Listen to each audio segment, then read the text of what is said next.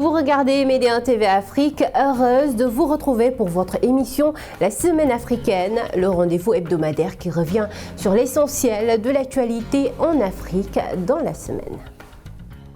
On commence au Maroc, précisément à Marrakech, où le roi Mohamed VI a présidé ce mardi au Palais Royal une séance de travail consacrée au programme prioritaire national d'approvisionnement en eau potable et d'irrigation pour les 7 années à venir. Le ministre de l'Équipement, du Transport, de la Logistique et de l'Eau, le ministre de l'Agriculture ainsi que le ministre de l'Intérieur ont présenté des exposés portant sur les différents aspects de ce programme. Un programme portant notamment sur l'amélioration de l'offre hydrique par la construction de barrages et le renforcement de l'approvisionnement en eau potable en milieu rural, sans oublier la réutilisation des eaux usées traitées dans l'irrigation des espaces verts. Le coût global de ce programme est de 115 milliards de dirhams.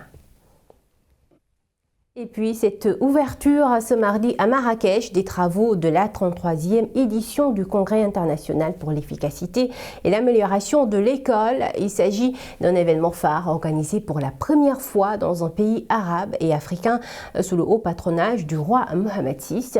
Le conclave est initié par le ministère de l'Éducation nationale, le Centre marocain d'éducation civique, en coordination avec le Congrès international pour l'efficacité et l'amélioration de l'école.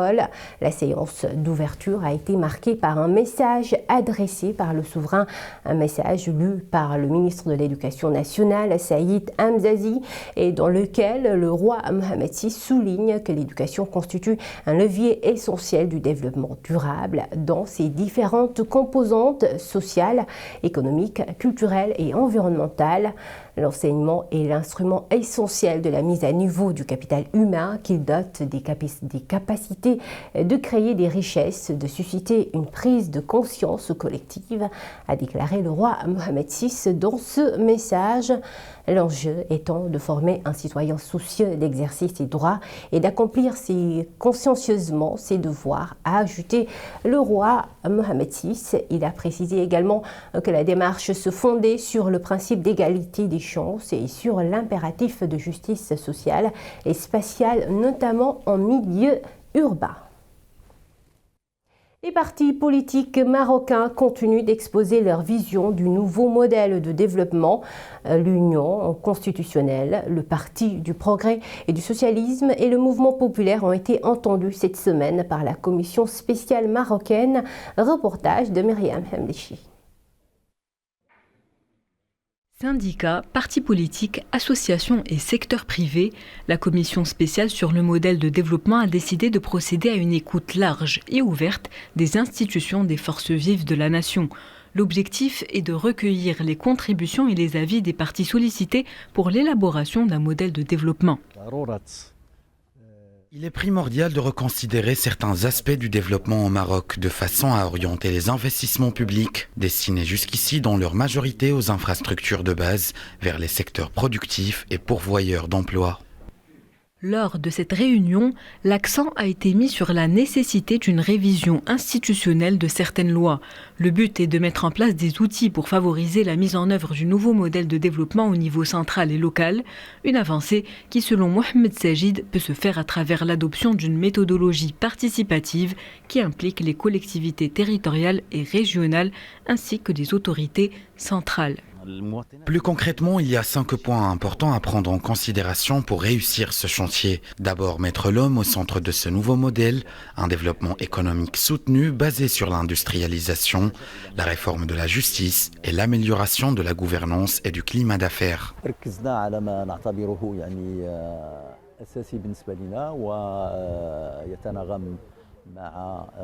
On s'est arrêté sur ce qui nous semblait nécessaire. Nous avons insisté sur 3 points. Premièrement, le développement du monde rural. Nous nous sommes concentrés sur le développement culturel dans les écoles, mais aussi le développement de la langue amazigh, qui doit devenir générale. Le 3e point concerne le rôle vital des collectivités locales dans le processus de développement.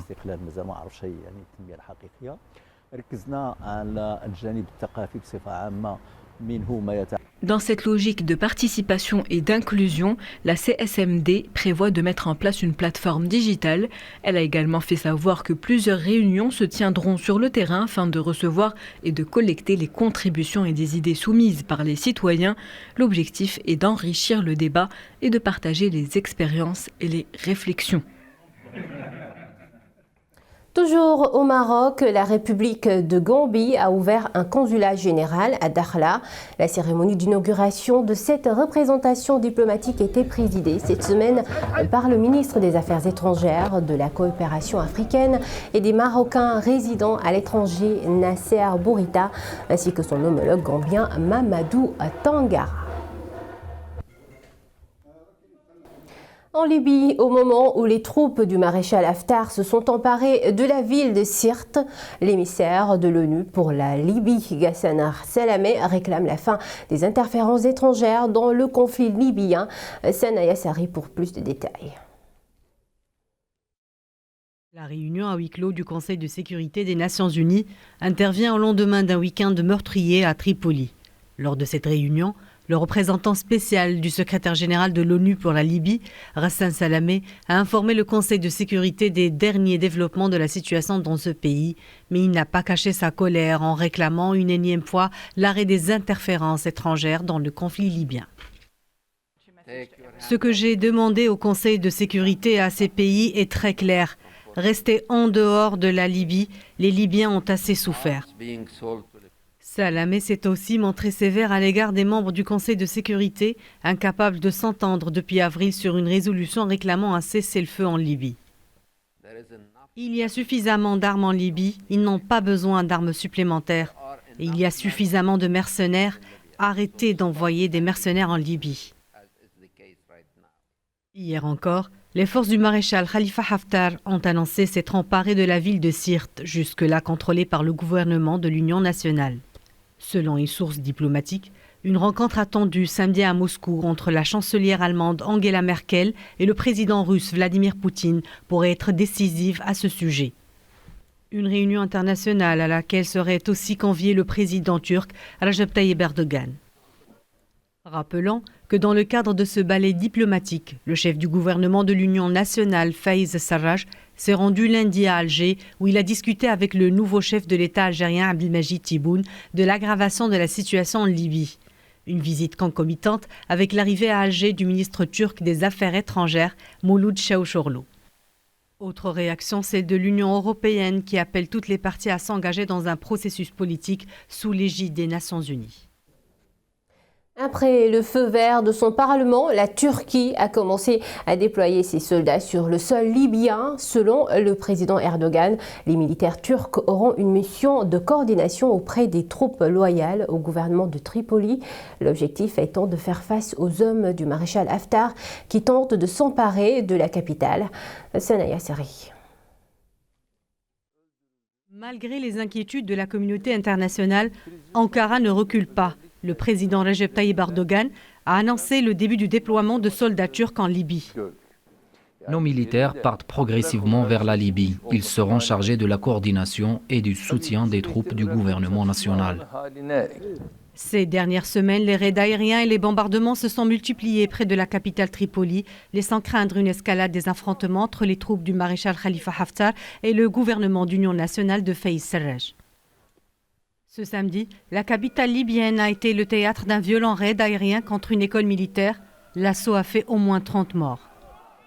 C'était l'émoi et la consternation hier lors des funérailles des personnes tuées dans cette attaque.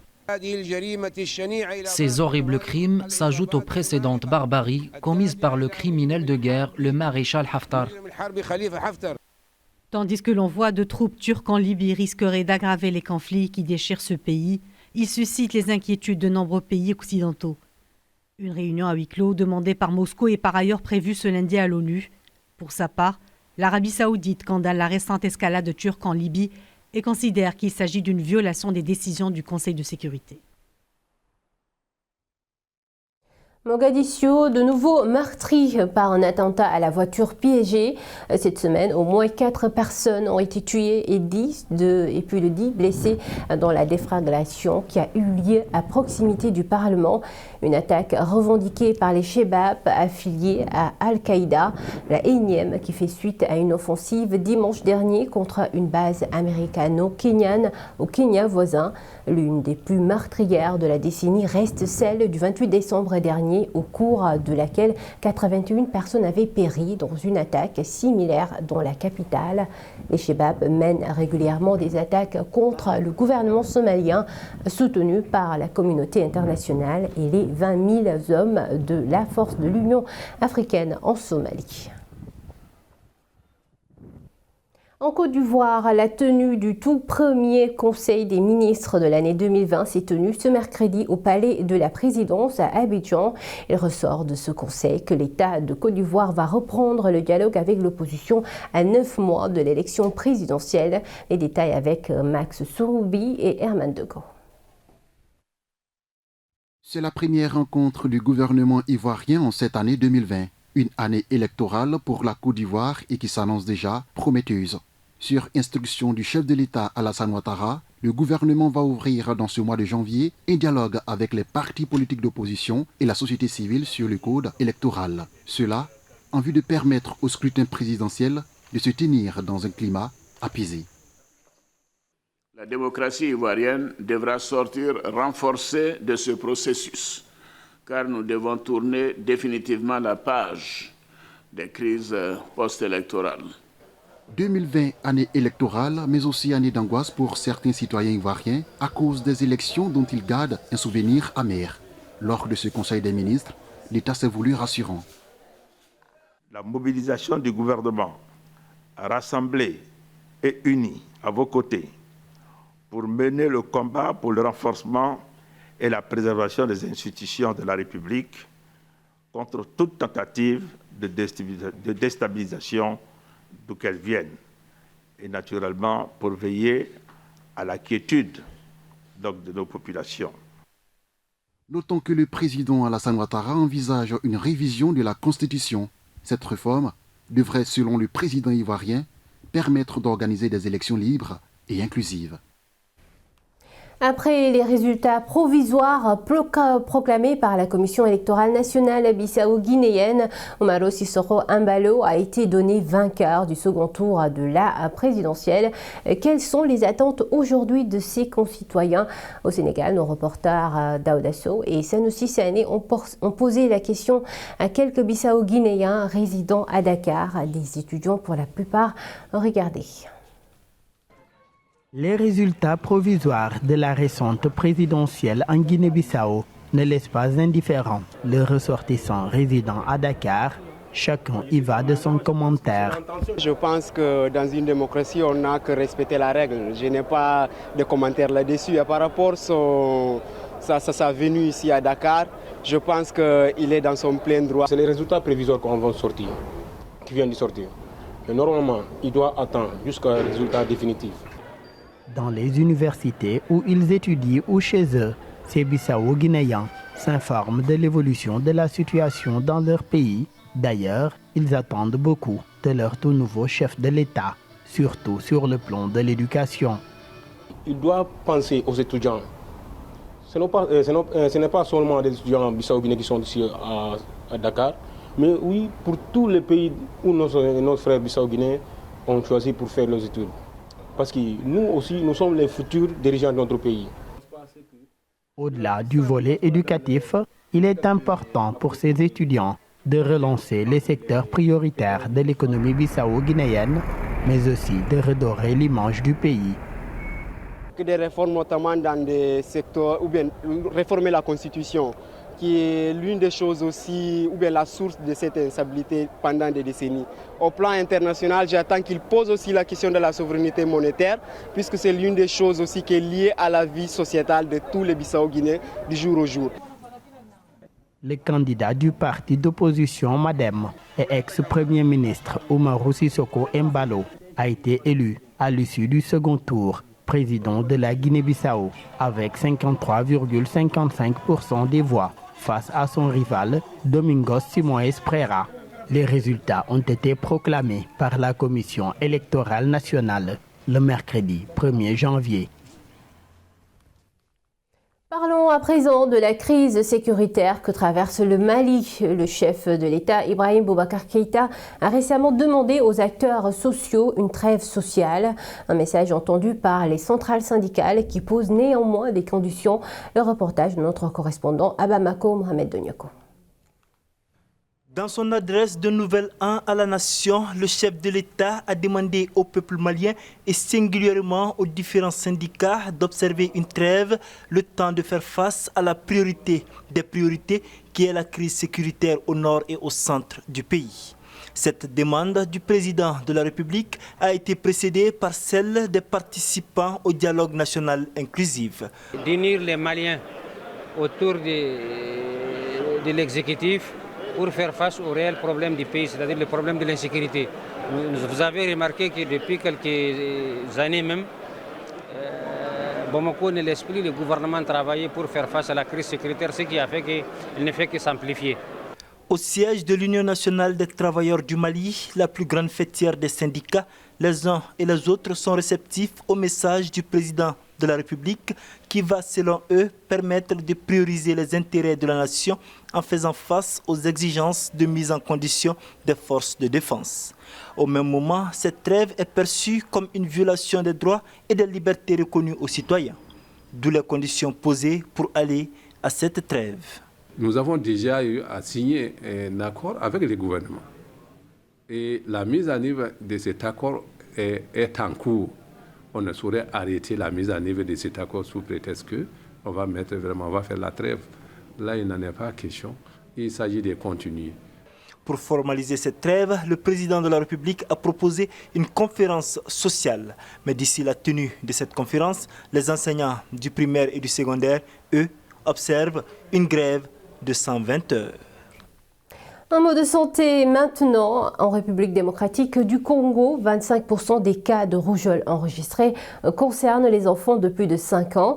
L'OMS, qui a réussi à mobiliser près de 28 millions de dollars, annonce que 40 millions de dollars supplémentaires sont nécessaires. Selon l'Organisation mondiale de la santé, cette épidémie qui a fait en un an plus de 6 000 morts dans le pays est la pire au monde. On passe à présent à la deuxième partie de ce numéro. Elle est consacrée aux principales émissions diffusées cette semaine sur nos antennes. Depuis Abidjan, Thomas Eyuma a reçu comme invité de la rédaction le boxeur Yaou Tayoro. Le jeune franco-ivoirien de 27 ans a été 2 fois champion de l'Île-de-France en 2018-2019, puis en 2019-2020. Il nous parle de sa passion, le boxe. Regardez. J'ai beaucoup travaillé, je m'investis beaucoup à l'entraînement. Il y a beaucoup de sérieux, il y a beaucoup aussi de rigolade, mais beaucoup de sérieux. Je travaille beaucoup sur mes qualités et beaucoup sur mes défauts, parce que mes défauts doivent devenir des qualités. Et je m'acharne, et en dehors des entraînements, je vais faire du footing, je vais à la salle de sport pour faire des compléments.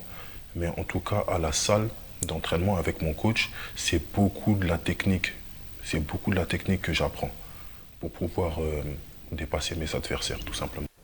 L'émission Talk Afrique s'est intéressée cette semaine à la promotion des droits de l'homme.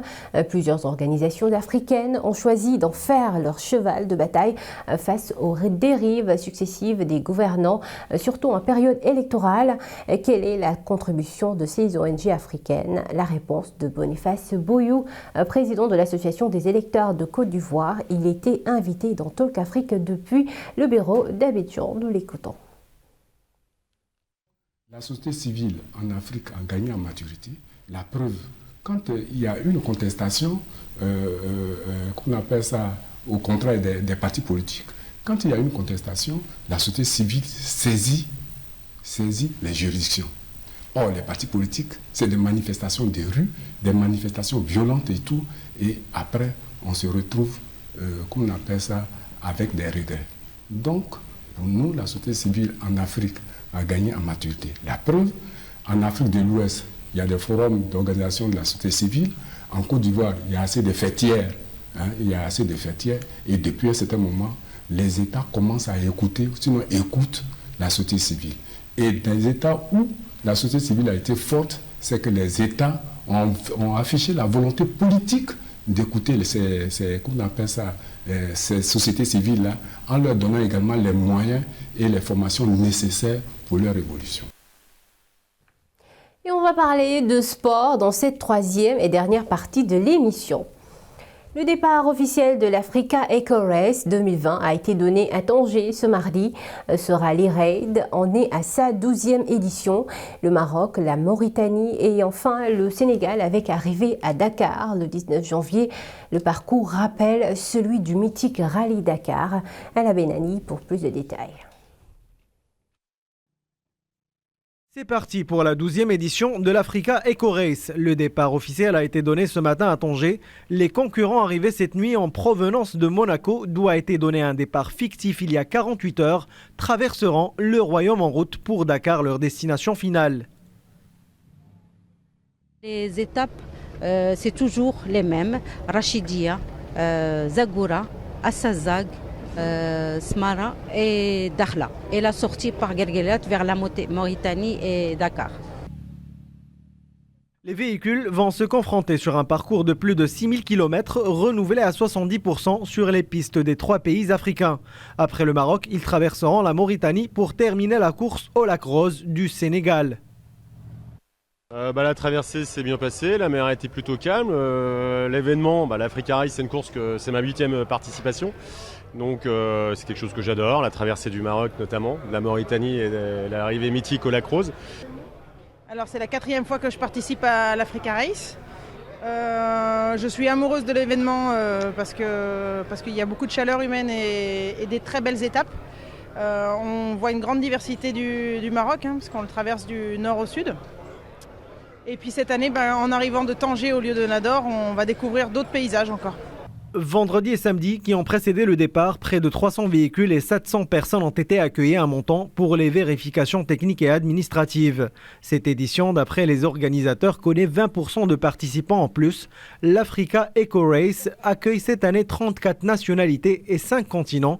Organisé depuis 2009, ce rallye a pris la succession en Afrique du Paris-Dakar, qui avait été délocalisé en Amérique du Sud avant de rejoindre l'Arabie Saoudite. Il s'étendra sur 2 semaines pour prendre fin le 19 janvier à Dakar. Et puis le Raja de Casablanca a eu une victoire samedi dernier avec un score final de 2-1. Les Verts se sont imposés face au Malouja d'Alger au stade Mostafa Chaker de Blida. Un match comptant pour les quarts de finale aller de la Coupe Mohamed VI des clubs. C'est une bonne opération pour les coéquipiers de Morcine Metwali, buteur lors de ce match. Les deux équipes vont s'affronter le 9 février prochain à Casablanca lors du match le match retour prévu au complexe Mohamed VI. Et c'est tout pour cette rétrospective de l'actualité africaine. Merci de l'avoir suivi. Rendez-vous la semaine prochaine pour un autre numéro de la Semaine africaine. Bonne suite des programmes sur Média TV Afrique.